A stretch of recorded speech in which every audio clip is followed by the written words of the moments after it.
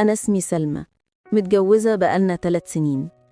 من بره شكل حياتي عادي جدا، بيت هادي، راجل طيب، وأنا ست مؤدبة زي ما الناس بتحب تقول.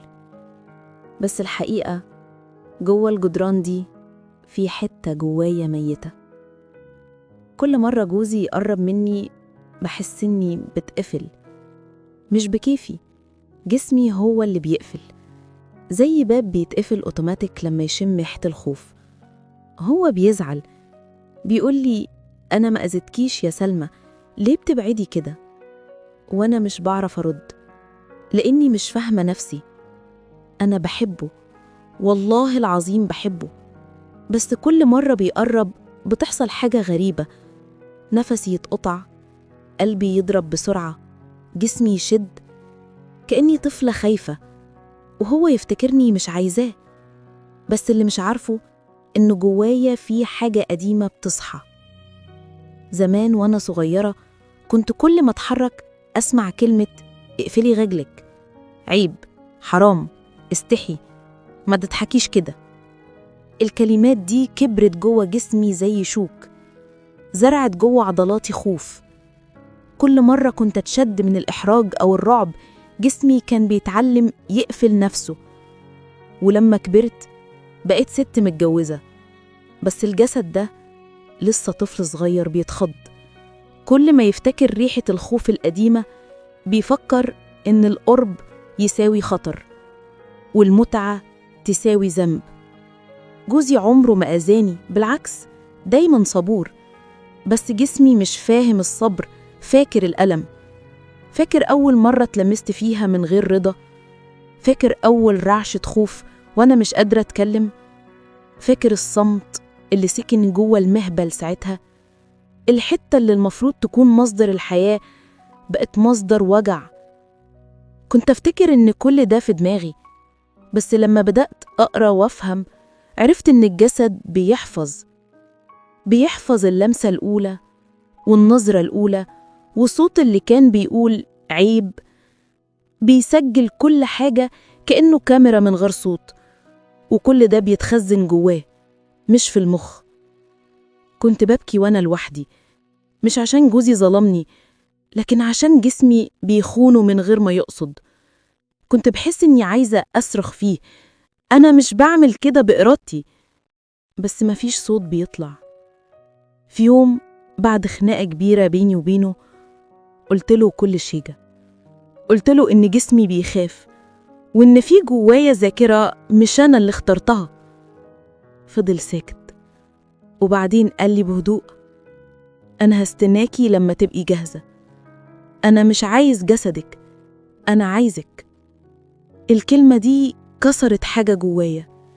يمكن أول مرة في حياتي جسمي يحس بالأمان. المهبل نفسه حس بالفرق، ما بقاش بيتقفل زي الأول، بدأ يسمع، يبدأ يطمن.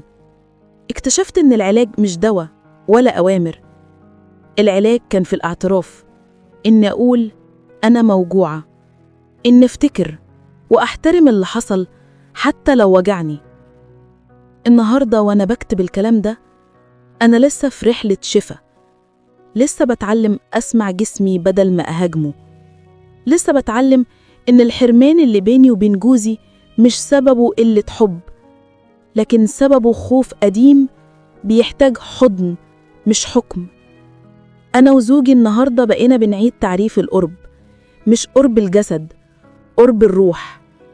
بقيت عارفة إن المهبل مش فتحة، ده باب مش هيتفتح غير لما يحس بالأمان.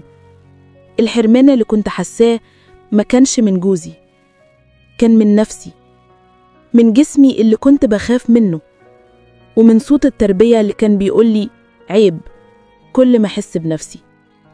دلوقتي بقيت أعرف الجسد مش عدوي، ده كان بيحاول يحميني طول الوقت، وكل مرة اتقفل كان بيقولي بطريقته أنا هنا يا سلمى، اسمعيني. من بعد اللي حصل بيني وبين جوزي بقى في حاجة مختلفة، مش في العلاقة بس، لأ، في الهوى اللي بينا. كأني في ريحة جديدة فيها طمن وصدق. ما كانش فيه كلام كتير، بس كان في نظرة غير زمان، نظرة بتقول أنا فاهمك ومش مستعجل. أول مرة حسيت إن جسمي مش مطالب يعمل حاجة، مش مطالب يثبت نفسه ولا يكون جاهز. كان مسموح له بس يكون، يتنفس، يهدى، يطمن. كنت بقعد لوحدي بالليل وأحط إيدي على بطني، أحاول أسمع نفسي. كنت بسألها أنت عاملة إيه؟ تعبانة؟ خايفة؟ محتاجة حضن؟ ما كانش فيه صوت بيرد، بس كنت بحس نبضة كأنها بتقولي شكرا إنك أخيرا سمعاني. بدأت أفهم إن الجسد مش بيتعالج بالعقل، هو بيتعالج بالإحساس. كل ما كنت أسيب نفسي أعيط أو أضحك أو أحس، كنت بحس إن في طبقة وجع بتتفك. وفي يوم بعد شهور من الصبر قررنا نجرب تاني، بس المرة دي ما كانش تجربة، كانت لحظة صادقة من غير أي ضغط. هو قرب مني وأنا كنت مرعوبة، بس في نفس الوقت كنت مطمنة. لأول مرة في حياتي جسمي ما يقفلش، ما كانش كله أمان، بس كان فيه استعداد صغير كده، كأنه باب بيتفتح على مهله بعد سنين قفل. هو كان بيتنفس جنبي بهدوء، مش بيقرب بسرعة. كان بيقولي من غير كلام أنا هنا ومش هوجعك. والجسد سمع الكلمة دي من غير ما تتقال، استقبلها زي نور خفيف بيخش من شباك مقفول. اللحظة دي كانت بسيطة جدا، بس بالنسبة لي كانت معجزة. مش عشان حصل شيء جسدي، لكن عشان لأول مرة أحس إني مش محبوسة جوه نفسي. بعدها بدأت أحكي له عن حاجات عمري ما قلتها، عن المواقف اللي وجعتني، عن الخوف اللي كان بيشلني. ما كانش بيقاطعني، ما كانش بيحاول يحل، كان بيسمع ويسيبني أطلع وجعي. وأنا كل مرة بحكي كنت بحس إن الجسد بيتفك. بدأت أتعلم حاجة غريبة جدا، إن الحرمان مش دايما بيكون من الراجل، أوقات بيكون من نفسك. لما تمنعيها من التعبير، من الحزن، من الرغبة، لما تعيريها وتخوفيها، بتحرميها من الحياة.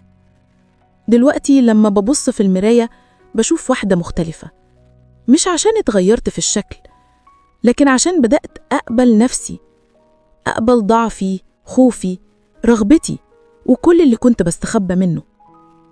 أنا وجوزي لسه بنتعلم، لسه في أيام بيصحى فيها الخوف، ولسه في أيام بيبقى جسمي مش مستعد. بس المرة دي مفيش عتاب، في صبر. بقينا فاهمين إن العلاقة مش سباق، وإن الجسد لما ياخد وقته بيزهر، زي وردة كانت ناشفة من العطش، ولما شربت نقطة أمان فاقت للحياة. يمكن الناس تشوف قصتي عادية، بس بالنسبة لي دي كانت قيامة لجسدي، لروحي، لأنثتي اللي كنت فاكراها ماتت. أنا وجوزي ما بقيناش نسمي اللي بينا علاقة، بنسميه لقاء بين جسدين بيفهموا بعض، وقلوب لسه بتتعلم تحب من جديد. عدى وقت طويل من يوم ما بدأنا نواجه الحقيقة.